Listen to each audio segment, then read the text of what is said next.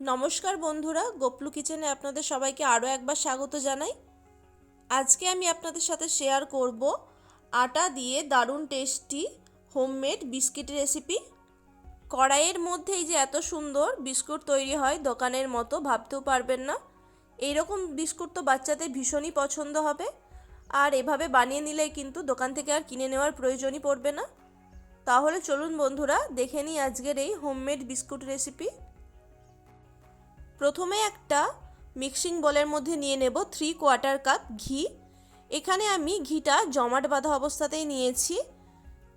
এখানে ঘিয়ের পরিবর্তে বাটার ব্যবহার করলেও চলবে, তবে ঘি বা বাটার যেটাই নেবেন না কেন সেটা যেন একটু জমাট বাঁধা হয়। এর মধ্যে এবার দিয়ে দেব 1 কাপ চিনির গুঁড়ো বা পাউডার সুগার। এবার এই ঘিয়ের সাথে চিনির গুঁড়োটা ভালো মতো মিশিয়ে নেব। বেশ কিছুক্ষণ সময় ধরে কন্টিনিউ এভাবে ঘোরাতে থাকতে হবে, যতক্ষণ না মিশ্রণটা একটা ক্রিমের মতো আকার ধারণ করে। আর কন্টিনিউ কিন্তু এভাবে ঘোরাতে হবে। দেখুন, কিছুক্ষণ ঘোরানোর পর মিশ্রণটা ঠিক এই রকম হয়ে গেছে, ঠিক ক্রিমের মতো। বন্ধুরা, আমি এখানে 1 কাপ চিনি দিয়েছি, আপনারা চাইলে মিষ্টির পরিমাণটা একটু কমিয়ে নিতেও পারেন। এর মধ্যে এবার দিয়ে দেব 1 কাপ আটা, ওরই সাথে দিয়ে দেব 1/2 কাপ বেসন। এগুলিকে এবার আমি একটু চালিয়ে নিচ্ছি যাতে এর মধ্যে কোনো ডেলা না পাকিয়ে থাকে। আটা বা ময়দা যেটাই ব্যবহার করবেন সেটাকে আগে একটু এইরকম একটি ছাঁকনির মাধ্যমে চালিয়ে নেবেন। ওর সাথে দিয়ে দেব 3 টেবিল চামচ সুজি। এখানে একটু মিহি সুজির যে দানাটা হয় সেটাই আমি ব্যবহার করেছি। সাথে দিয়ে দিচ্ছি 1/2 টিস্পুন বেকিং পাউডার আর 1/2 টিস্পুন বেকিং সোডা, আর দিচ্ছি 1 চিমটের মতো লবণ।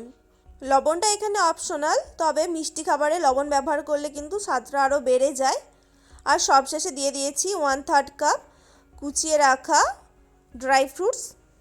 এখানে আমি কাজু, আমন্ড আর পেস্তা বাদাম একদম ছোট ছোট করে টুকরো করে নিয়েছিলাম, সেটাকেই আমি এর মধ্যে দিয়ে দিয়েছি। এতে বিস্কুটগুলোর টেস্ট আরও বেড়ে যাবে। এবার সব কিছুকে ভালো করে মিশিয়ে নিয়ে একটা মসৃণ ডো তৈরি করে নিতে হবে। আর অবশ্যই কিন্তু এর মধ্যে একদমই জল ব্যবহার করা চলবে না। দেখুন বন্ধুরা, ডোটা আমার এখানে তৈরি করা হয়ে গেছে। এবার এটাকে আমি 15 মিনিটের মতো রেস্টে রাখবো। আর অপর দিকে বিস্কুটগুলো তৈরি করার জন্য একটা স্টিলের থালা নিয়েছি, তার উপরে অল্প করে একটু ঘি ব্রাশ করে দেব। এতে বিস্কুটগুলো খুব সহজেই থালা থেকে উঠে আসবে। আপনারা চাইলে থালার ওপর একটা বাটার পেপারও কেটে বসিয়ে দিতে পারেন। 15 মিনিট রেস্টে রাখার পর আমি এবার বিস্কুটগুলো তৈরি করে নেব। হাতের মধ্যে অল্প একটু ডো কেটে নিয়ে এভাবে তালুতে পাকিয়ে নিচ্ছি। দেখুন, ঠিক এইরকম গোল করে পাকিয়ে হাত দিয়ে হালকা একটু চ্যাপ্টা সাইজের করে নিতে হবে, যেমনটা দেখতে পাচ্ছেন। একই রকমভাবে আমি আরও কয়েকটা করে নিচ্ছি। দেখুন, আমি এখানে বিস্কুটগুলো গোল গোল সাইজের তৈরি করছি, তাই জন্য এইরকম শেপের বানিয়েছি। আপনারা চাইলে চৌকো শেপেরও বানিয়ে নিতে পারেন, যেরকমটা আপনাদের ইচ্ছে।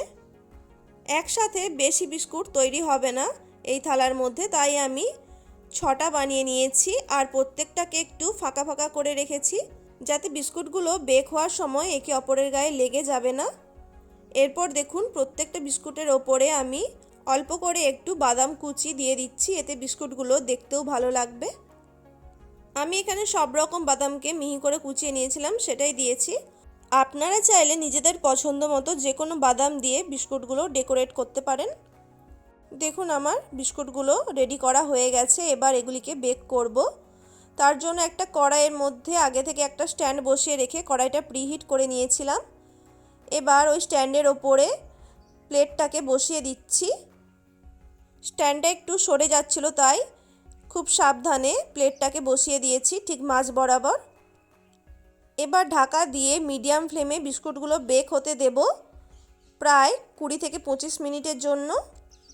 আপনারা যদি বিস্কুটগুলিকে মাইক্রো ওভেনে বেক করেন তাহলে 180 ডিগ্রি টেম্পারেচারে 15 মিনিটের জন্যই বেক করবেন। দেখুন, বিস্কুটগুলো আমার এখানে বেক করা হয়ে গেছে। আমি ঢাকাটা খুলে নিয়েছি। গরম অবস্থাতেই বিস্কুটগুলিকে প্লেট থেকে তুলতে যাবেন না, তাহলে ভেঙে যাবে। একদম ঠান্ডা হয়ে গেলে এগুলিকে তুলবেন। দেখুন, ঠান্ডা হয়ে যাওয়ার পর আমি একটা বিস্কুট ভেঙে দেখিয়ে দিচ্ছি কতটা সুন্দর হয়েছে। বিস্কুটগুলো দেখতেও যতটা সুন্দর হয়েছে, খেতে কিন্তু তার থেকেও ভালো হয়েছিল, ভীষণই টেস্টি। বন্ধুরা, রেসিপিটা ভালো লাগলে অবশ্যই একটি লাইক করে দেবেন আর সবাই ভালো থাকবেন। ধন্যবাদ।